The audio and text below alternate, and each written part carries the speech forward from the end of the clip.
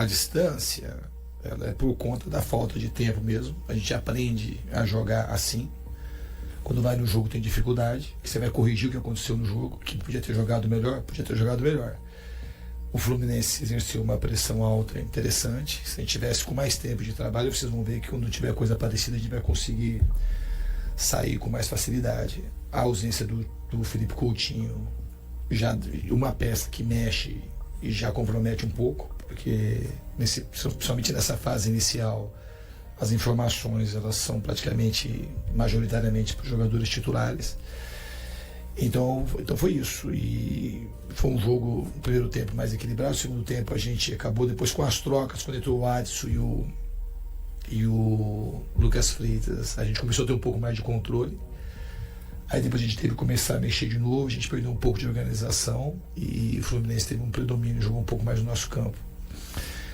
Em relação às trocas, eu botei, na realidade, eu fiz as trocas, a primeira troca que eu fiz, eu já deixei o time parecido com o que vinha jogando, então não foi uma coisa para perder, pelo contrário, não faz parte de mim.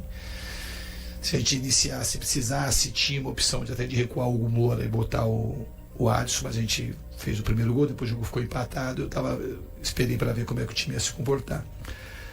Mas eu fiz uma troca primeira do zagueiro pelo zagueiro, porque o Luiz ele estava saindo muito à caça, ele estava amarelado já, e também tinha um pouco de receio dele ser expulso. O Lucas Freitas é um jogador um pouco mais experiente, que vinha jogando até então, antes da minha chegada, é um jogador que eu gosto também.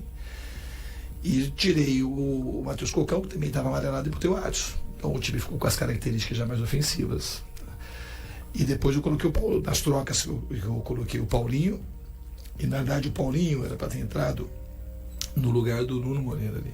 Não era para ter entrado no lugar, ele falou o nome e segundo ele o quarto árbitro entendeu errado, que a gente ia fechar um pouco mais o meio, ele ajudaria um pouco mais, que é o lado forte do Fluminense, que é o lado direito, e com liberdade para dar volume no jogo.